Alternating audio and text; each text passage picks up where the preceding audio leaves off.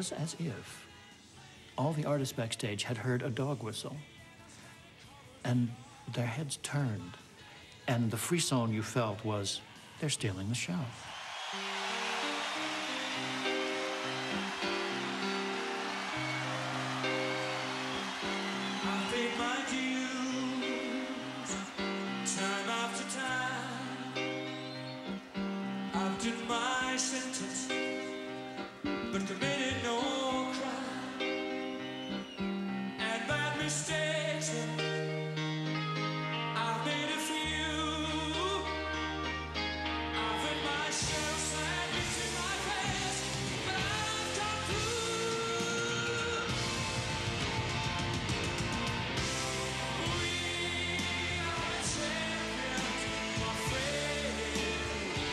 I defy anybody who saw it not to have goose pimples in the back of their neck when you saw that sea of people.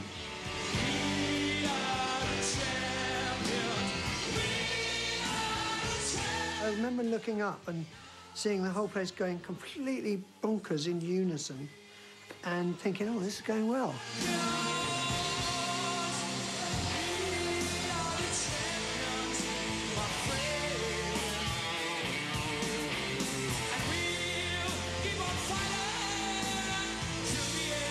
We did have an unfair advantage. We had done football stadiums.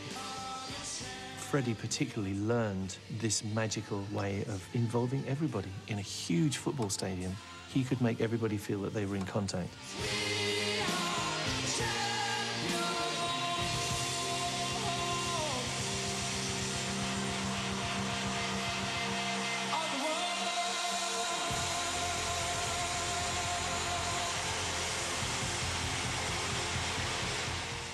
People say, was it a career move? Well, no, it wasn't a career move. But of course that's in the back of everybody's mind.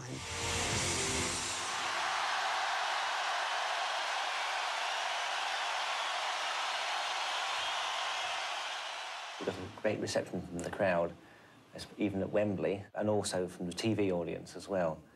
So, in fact, it was a great boost of confidence, in a way, for the group. To have conquered Live Aid in that way undoubtedly breathed fresh energy into the band.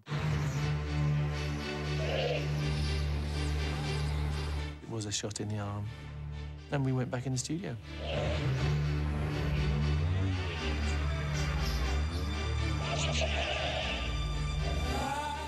Of course, we were back in Munich with all its attendant dangers. So we tried to keep ourselves in the studio as much as possible.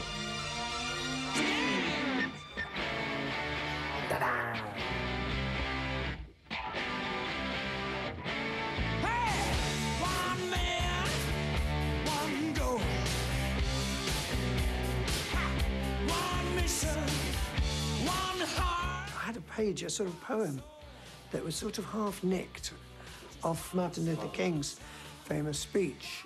It doesn't fit with one goddamn decision. Real decision, maybe. No, it won't fit. It was all about one this and one that. One God, one soul, make one decision. Sentence, make one decision.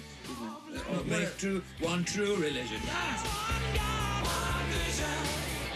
One man, one God, one true religion. One dumb, one turd, two tits, John Deacon. Whoa, whoa, whoa, whoa, whoa, whoa, give me one vision. Well, the Magic Tour was the biggest tour we'd ever undertaken. No wrong, no right. I'm gonna tell you there's no black and no white. We planned an entire tour of stadium gigs. No stay. All we need is one worldwide reason. One place, one... Massive shows all over Europe and really fantastic reception. We hit another level. Whoa, whoa, whoa, whoa, whoa, yeah. I think we were finally in the place where we'd always dreamed of being, perhaps. I had a dream when I was young, a dream, sweet illusion. That tour had gigs like Budapest in it, which in itself was a great thing. And visions of one. Budapest was the first stadium concert behind the Iron Curtain. People hitchhiked from all over Eastern Europe. Look what they've done to my dream. was a great tour, and of course it ended up at 2 nights at Wembley. Hello again, my beauties. Is it happening? Give me your hands. Give me your hearts. I'm ready. In addition to Wembley Stadium, we put on an extra one because it sold out so quick, the 2 nights, and we put Nebworth on.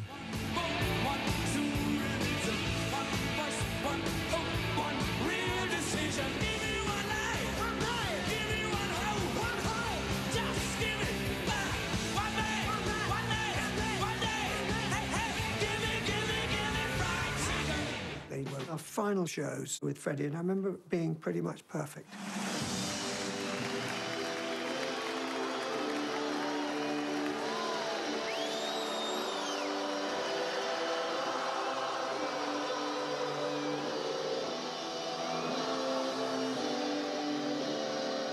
I just got the vibe from Freddie. He felt that he wasn't maybe able to do anymore. I know there'll be a time where I can't run around on stage because it'll be ridiculous, you know. And I know when there comes a time when you have to stop.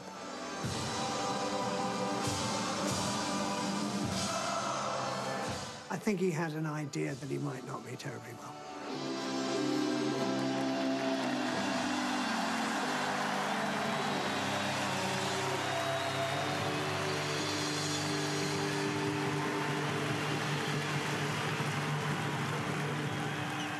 Freddie told me that he was HIV positive before he told the band. And this put me in a very difficult position because he told me he didn't want me to tell the band. So there was I managing a band, knowing something obviously of crucial importance to the band, which I couldn't pass on to them.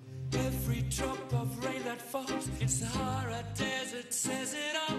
It's a miracle. All God's creations, great and small, the Golden Gate and the Taj Mahal, that's a miracle. There's two babies being born, mothers, fathers, dead and gone, it's a miracle. There was all these rumours, and he was obviously suffering, and we didn't know what it was, and rumour. And so he did sit us down at one point, and he said, look, you probably know what I'm going to say. You know what I'm suffering from. You know what the problem is, but I don't want to talk about it anymore. I just want to make music till the day I fucking die. And let's get on with it.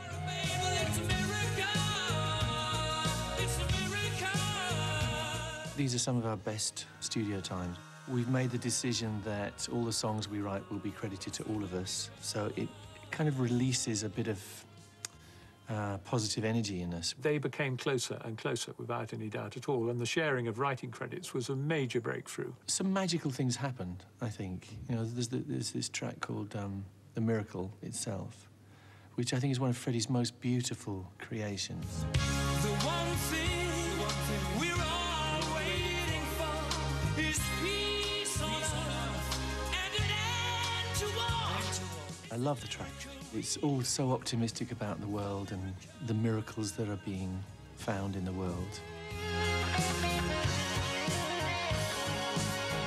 Which is incredible when you think what he's looking at, because he knows what he's got and he knows what the prognosis is.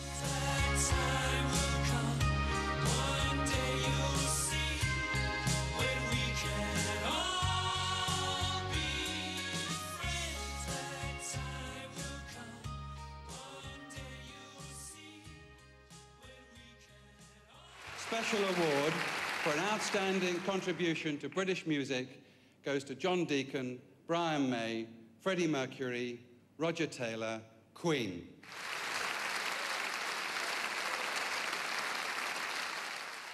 The first indications that something wasn't right was Freddie looked a little thinner to me.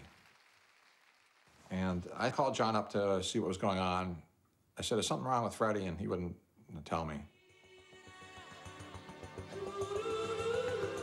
The thing that annoyed me more than anything was a shot of Freddie in the sun. And he'd just come out of the doctors, I think. And it's really grainy, full-page shot. Is this man dying? I thought, you fucking wankers.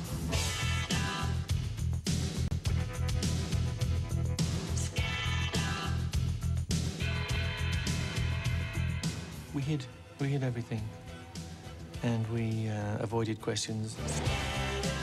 I guess we lied. because we wanted to protect him.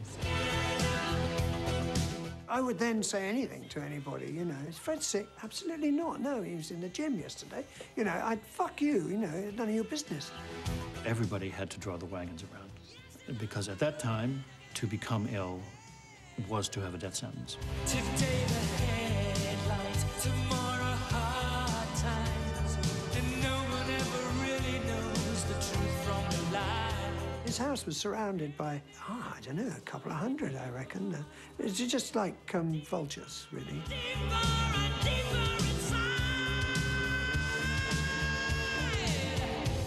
It was utterly shocking, you know, filming the groceries in the back of the car boot. You know. Any medicine in there, you know, it's you know, absolutely shocking. It became difficult to work in London because there was such a terrible focus of attention on him. There's people sticking cameras through his toilet windows and stuff, you know, as soon as the rumours were out there. So Montreux was a much more peaceful place to work, so we ended up doing a lot of stuff there.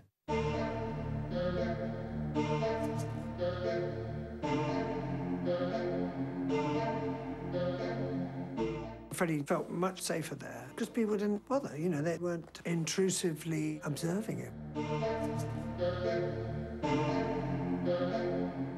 At that point, we can't play live. But in the things that we're doing, it's business as usual. I'm going slightly mad. I'm going slightly mad. He was determined to work right up to the last minute. So I was surprised that he did Going Slightly Mad, which I thought was a good video, actually, and it had lots of humour in it. I'm slightly mad. There's a lot more humour in Freddie than I think the general public realised. He won't peck you. No, Oh! What's he doing? Roger, what did you do? It was just really a very close time. Go for me, yeah. Freddie found an amazing tranquility, and I never really heard him complain. I remember we went out one night, and he had horrible problems with his leg. And I think Freddie saw me looking at it, and he said, "Oh, Brian, do you want to see what it's like?" And he showed me. And he reacted to my face, and he said, "I'm really sorry." He said, "I didn't mean to do that to you." I never heard him go, "This is really awful. My life is shit. You know, I'm going to die." Never, never, never, never. He was an amazingly strong person. The sicker Freddie got, the more he seemed to need to record to give himself something to do, you know, some sort of reason to get up.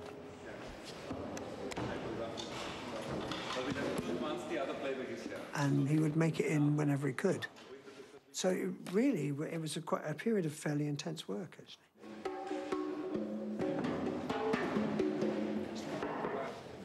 You know, Freddie's becoming weakened by this horrible disease, and he finds it hard to stand up a lot of the time. But he'll throw a couple of vodkas down, and he would prop himself up on the mixing desk and have his mic there and go for it. Roll camera, roll playback. Sometimes I get to feeling I was back in the old days, long ago. I can hear the voices getting thinner. Things seem so perfect, you know. I think you can really tell that it's an ailing voice. Although he hits the notes, you know. The sun was always shining, we just lived for fun. Sometimes it's... Roger started off writing These Are the Days of Our Lives about his kids and the way he felt about life and how it comes back. But of course, in that context, it had another meaning. Those were the days of our lives. He looked so ill, it was quite scary. And I thought that was a very brave thing to do, and why not, you know? He spent hours and hours and hours in makeup, sorting himself out so it would be okay. Those days are all gone now, but one thing is... I did too many movements. I think so too. But I just wanted to see... No, I know, I'm just putting my... I still love you.